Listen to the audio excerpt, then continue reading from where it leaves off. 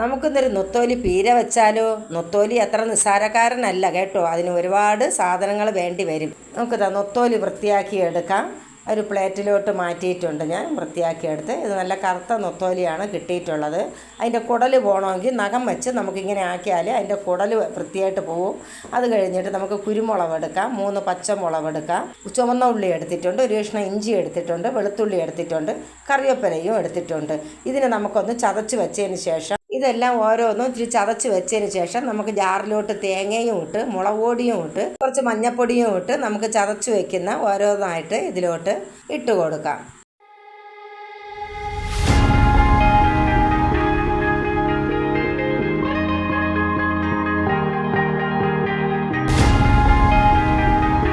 നമുക്ക് ഇതിനെ ഒന്ന് കറക്കി എടുക്കാം. ഇതാ നല്ലതായിട്ട് ഒന്ന് ചതഞ്ഞ് വന്നിട്ടുണ്ട്. തേങ്ങായും എല്ലാം കൂടെ നല്ലതായിട്ട് ഒന്ന് ചതയേ ചെയ്യാവൂ.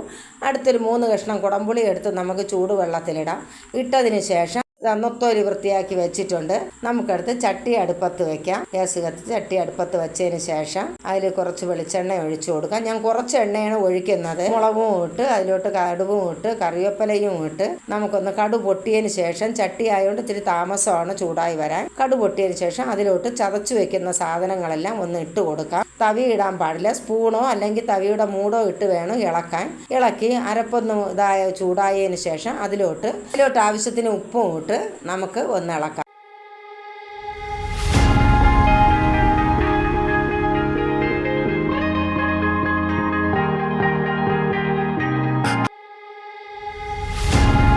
വൃത്തിയാക്കി വെച്ചിരിക്കുന്ന നൊത്തോലി ഇട്ട് കൊടുക്കാം.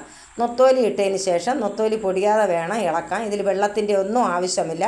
ഇതിലോട്ട് തന്നെ ചെറുതായിട്ടൊന്ന് ഇളക്കി അരപ്പെല്ലാം കിണ്ടി നേരെയാക്കി റെഡിയാക്കി വെച്ചിട്ട് ഒന്ന് മൂടി വയ്ക്കാം. നമുക്ക്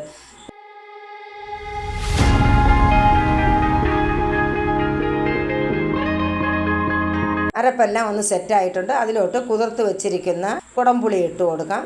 എല്ലാം കൂടെ ഇട്ടൊന്ന് നല്ലവണ്ണം ഒന്ന് ഇളക്കിയതിന് ശേഷം, നൊത്തോലി ഉടയാൻ പാടില്ല, ഇട്ടതിന് ശേഷം അത് ഒന്ന് ആവി കയറി എല്ലാം റെഡിയായതിന് ശേഷം ഇതാ തുറന്ന് നൊത്തോലി പീര റെഡിയായിട്ടുണ്ട്. അതിൻ്റെ മണം കേൾക്കുമ്പോൾ തന്നെ കഴിക്കാത്തവരും കഴിക്കാൻ തോന്നും. ഇങ്ങനെ ആയാൽ ഇത് കുട്ടികളും കഴിക്കുന്നതാണ്. അത്ര നല്ല മണമാണ് ഇതെല്ലാം കൂടെ വരുമ്പോൾ. നൊത്തോലി പീര റെഡിയായിട്ടുണ്ട്. നല്ല ടേസ്റ്റാണ്. ഇത് കഴിച്ച കുറച്ചൊന്നും വെച്ചാൽ ഇത് തികയത്തില്ല. ഇത് കുറച്ചേ കിട്ടിയുള്ളൂ എനിക്ക്. ഇവിടെ എല്ലാവർക്കും ഇത് ഭയങ്കര ഇഷ്ടമാണ്. നൊത്തോലി കൂടുതൽ കിട്ടുമ്പോൾ ഞാനിതെല്ലാം ഉണ്ടാക്കാറുണ്ട്. അപ്പോൾ നമുക്ക് അടുത്തൊരു വീഡിയോയുമായി പിന്നെ കാണാം.